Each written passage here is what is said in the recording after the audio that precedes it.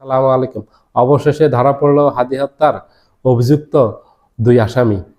হাদি হত্যার ১ নম্বর আসামি হলো ফয়সাল করিম মাসুদ, ২ নম্বর হলো যে বাইকে করে এসে হাদিকে শুট করছে সেই বাইকের ড্রাইভার শেখ আলমগীর। ওরা দুইজনই গ্রেপ্তার হয়েছে। এটা অনেক দিনের দাবি ছিল আমাদের দেশে, যখন হাদিকে হত্যা করা হয় ডিসেম্বরের ১২ তারিখে ২৫ সালের।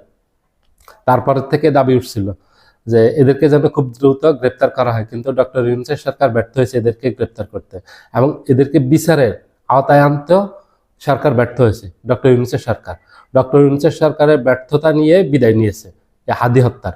কিন্তু এই হাদিদের রক্তের উপর দাঁড়িয়ে ডক্টর ইউনূসের সরকার ক্ষমতায় আসছে এবং যত সুবিধা ভোগ করছে, সবাই উপদেষ্টা হয়েছে, ডক্টর ইউনূস প্রধান উপদেষ্টা হয়েছে এবং উপদেষ্টা পরিষদে যারা ছিল এরা সবাই সুবিধাভোগী। তারা তাদের সুবিধা ভোগ করে চলে গেছে, কিন্তু হাদি হত্যার বিচারটা করেনি। হাদি হত্যার মামলার তদন্তের রিপোর্টগুলি বারবার পিছানো হয়েছে। এই পর্যন্ত সম্ভবত গত ডিসেম্বর থেকে যদি ধরেন তাহলে এখন মার্চের আজকে ৮ তারিখ, তাহলে এই ৩ মাস হবে। এই ৩ মাস ৩.৫ মাসে হাদি হত্যার এই রিপোর্টগুলি, তদন্তের রিপোর্টগুলি সম্ভবত ৮ থেকে ৯ বার পিছিয়েছে। তো এতবার পিছানো হলো, তার অর্থ হলো হাদি হত্যার বিচার মানুষ পাবে না, মানুষ হতাশ হয়ে গেছিল। কিন্তু তারপরেও ইনকলাব মঞ্চে যারা আছে তারা দেখলাম যে এই একের পর এক প্রোগ্রাম দিয়ে যাচ্ছে যে হাদি হত্যার বিচার চাইতে হবে, এবং এনসিপির এই নাসিরউদ্দিন পাটোয়ারি এই যত জায়গায় ওরা গেছে, চট্টগ্রাম, সিলেট সহ কুমিল্লা, বিভিন্ন জায়গায় ওরা হাদি হত্যার বিচার সামনে নিয়ে আসছে। শুধু ২৪-এর ৫ই আগস্টের বিপ্লবের যারা আছে এনসিপি এবং ইনকলাব মঞ্চ, এরা ছাড়া আর সবাই নীরব হয়ে গেছে হাদি হত্যার ব্যাপারে। এখন আর কেউ কোনো কথা বলে না, কেউ কোনো একটু শব্দ করে না। জামাতে একটা কথা বলে না, বিএনপি তো কথাই বলে না এটার ব্যাপারে, মানে বিএনপির কিছুই না, এগুলি শেষ একেবারে। এখন হাদি হত্যার এই মূল ২ অভিযুক্ত গ্রেপ্তার হয়েছে ভারতের পশ্চিমবঙ্গের বনগাঁতে। পশ্চিমবঙ্গ পুলিশ গোয়েন্দা তথ্যের ভিত্তিতে তাদেরকে বনগাঁ নামক একটা স্থান থেকে পশ্চিমবঙ্গের গ্রেপ্তার করছে, যেটা আমাদের দেশের বর্ডারের কাছাকাছি। ওদেরকে জিজ্ঞাসাবাদ করছে পশ্চিমবঙ্গ থানা পুলিশ যে হাদিকে হত্যার পর তারা ভারতে কিভাবে প্রবেশ করছে, কোন দিক দিয়ে প্রবেশ করছে, তারপর তারা কোথায় ছিল, তাদের অবস্থান কোথায় ছিল।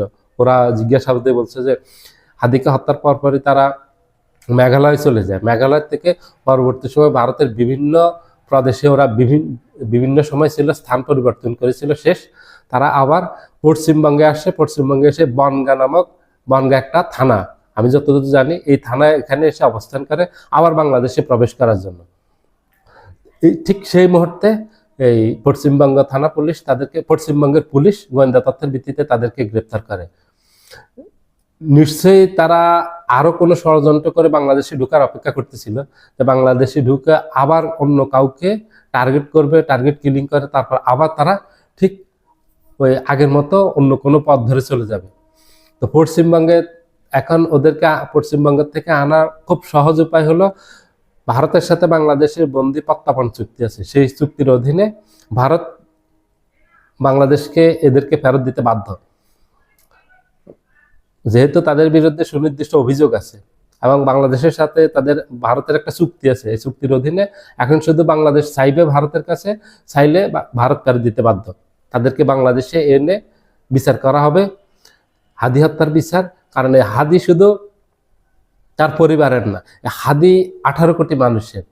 হাদি হত্যাই হয়েছে 18 কোটি মানুষের কথা বলতে গিয়ে, স্বাধীনতা সার্বভৌমত্বের কথা বলতে গিয়ে, হাদি দেশের কথা বলতে গিয়ে, ন্যায় ইনসাফের কথা বলতে গিয়ে, ইসলামের কথা বলতে গিয়ে হাদি হত্যা হয়েছে। হাদির হত্যার দাবি 18 কোটি মানুষের, হাদির শুধু পরিবারের না। এটা হাদি 18 কোটি মানুষের, হাদি হত্যার বিচার 18 কোটি মানুষ চায়, সবাই চায়। এখন সরকারের দায়িত্ব হলো দ্রুততার সাথে বাংলাদেশে ফেরত এনে হাদি হত্যাকারীদের বিচার করা, সুষ্ঠু বিচারের মাধ্যমে তাদের যেটা শাস্তি হয় সেটা দেয়া। এটা হবে বিএনপি সরকারের একদম অন্যতম প্রায়োরিটি। কারণ এই বিএনপি সরকার জুলাইয়ের 24-5 আগস্টে যে বিপ্লব হয়, বিপ্লবের সবচেয়ে সুবিধাভোগী। এই সুবিধা ভোগ করার কারণে তাই হাদিদের মতো যারা প্রাণ দিয়েছে তাদের জীবনের বিনিময়ে বিএনপি সরকার আজকে ক্ষমতায় আসতে পারছে, নাহলে আসতে পারতো না। এখন তাদের গুরু দায়িত্ব হলো হাদির এই হত্যাকারীদেরকে ভারত থেকে এটা বাংলাদেশে বিচার করা। সবাই ভালো থাকবেন, আল্লাহ হাফেজ।